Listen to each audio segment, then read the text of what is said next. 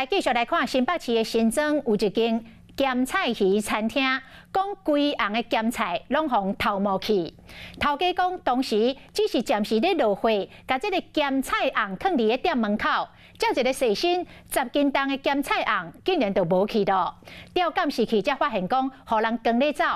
头家娘讲，这红因洞门所做的咸菜，会当做100鼎以上的咸菜鱼，至少会影响到半个月生理。昨暝查仔已经互警察抓到，移送法办。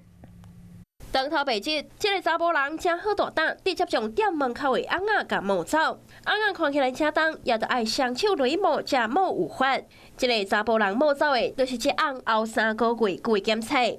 这互开咸菜鱼餐厅的头家娘真着急，只是落一个货，暂时放伫门卡口，那一月头就随风摸走。店内无咸菜，安尼是变怎做生意嘞？对他来说其实没有多少钱，可是对我来说，我也买不到啊！我缺这个东西，我这个店怎么开？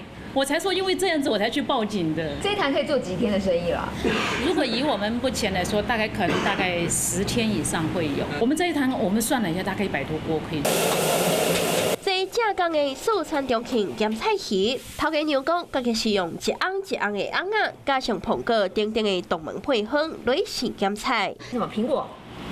它增加乳酸。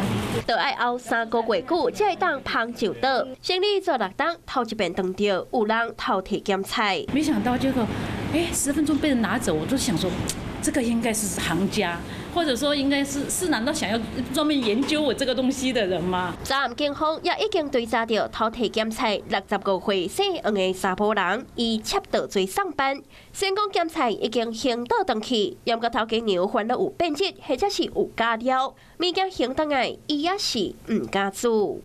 Hello， 我是林仙怡。想要抢先掌握最及时的新闻资讯吗？赶快订阅、按赞、开启小铃铛，锁定华视新闻 YouTube 频道。